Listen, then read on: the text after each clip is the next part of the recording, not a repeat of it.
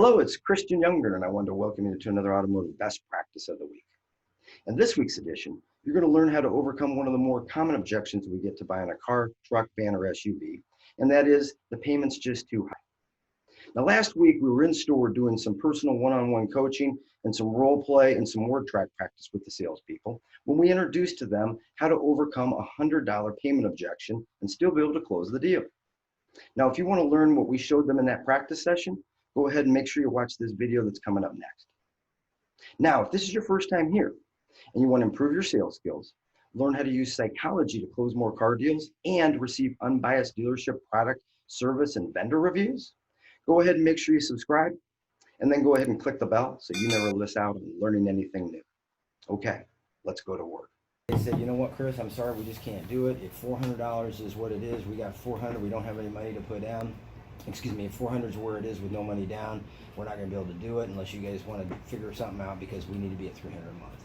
Then I'd say, okay, well, it sounds like me and it sounds like everyone else sounds like you're on a budget, am I right?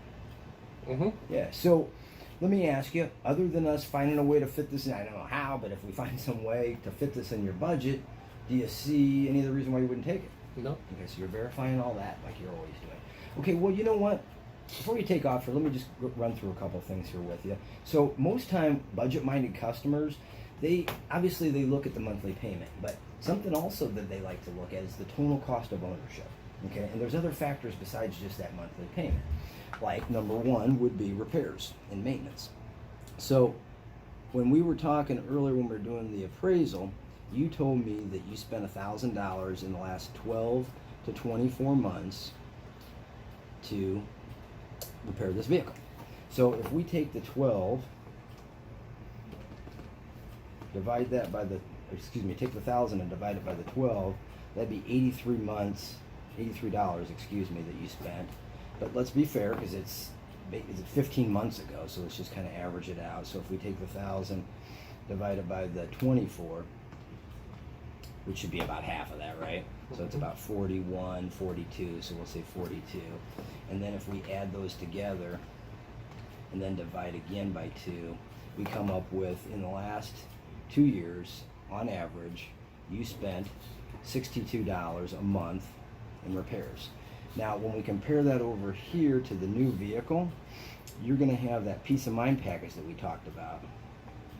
And if you remember, there's 3 elements to it. The first element is a full warranty, and that's for the 3 years or the 36,000 miles. Essentially, for that first 3 years of 36,000 miles, you've got no out-of-pocket when it comes to repairs. That alternator, that you wouldn't have to worry about. Power locks go out, $250 motor, don't have to worry about that. Anything, for the most part, would be covered. Now, there's some things that are covered by other factory warranties. Exhaust and batteries are covered by the own supplier factory warranty. Now, the second one is the meat and the potato package that we talked about, which is the powertrain, right? And that's your powertrain. Transmission goes out on the vehicle, engine, a seal to the transmission fails and causes the transmission to fail. They're going to go ahead and repair the whole thing. And then the last aspect to that was the roadside assistance. And if you remember there, we were talking, you said you had AAA, or you weren't sure, but if you guys do have AAA, that's probably going to save you $5-10. We won't even count that, but that's probably going to save you $5 or $10 a month as well, because the roadside assistance essentially does those types of things. Tows you if you're within 35 miles, they'll tow you right here. If not, they'll just take you to the closest Ford dealership if you have a breakdown.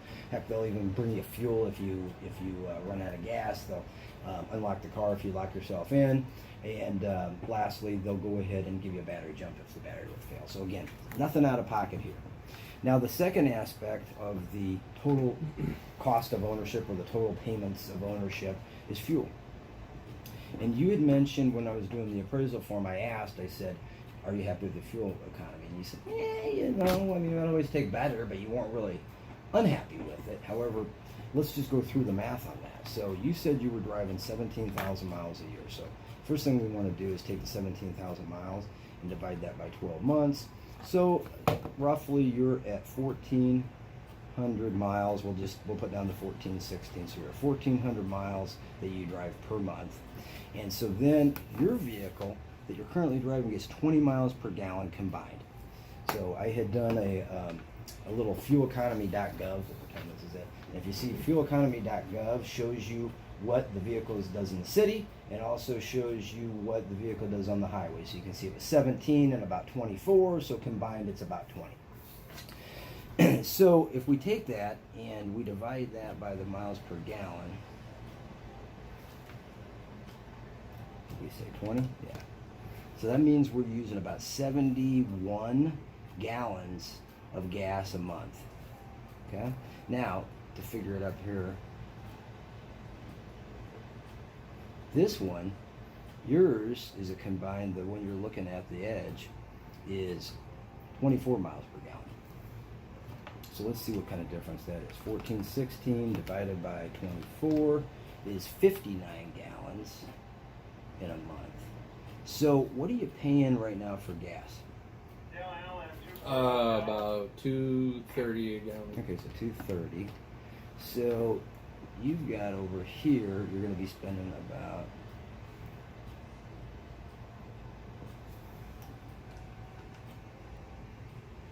and then 71, and you said you're spending 230. Mm-hmm. So over here you're at 163. So if I take that 135, we're saving about about $28 a month in gas. So when we combine those and we take that and the 62, we're at $90. So really your effective payment here is really more like $390, which is only about $10 away from what you're currently paying right now. I mean, gosh, we're talking about what, like 33 cents a day to drive the car. It's got the 3 or 36,000 mile warranty. It's got the 5-year 60,000 powertrain warranty and roadside assistance. It's got 7-way power adjustable seat with the lumbar that you said was going to be a terrific help on those long trips down to Florida. I know you and the wife hadn't bargained for the dual climate control, but it's going to be a great argument ender since she's always hot and you're always cold. And then lastly, you had mentioned that black was one of your favorite colors, and you had said that the other dealership, that they were out of the black, you had to go with the midnight blue. You know what? I know this is a little more money than you guys want to spend, but that's why you ought to get it. Because you know, if you get the car that you really want, you'll keep it longer. If you keep it longer, it'll let you save you money in the long run. Let's get you out of here so you can start enjoying the car. Did you guys want a pop or a coffee? Let's finish up the rest of it. I'll get a coffee. And so bam, then you're done. So Well, there you have it. How to use fuel and maintenance savings to go ahead and close your deal when the guest tells you the payment's too high. Now, if you want to learn more skills, more closes, more concepts and ideas like the one you just learned, go ahead and make sure you click on the video that's going to be coming up right about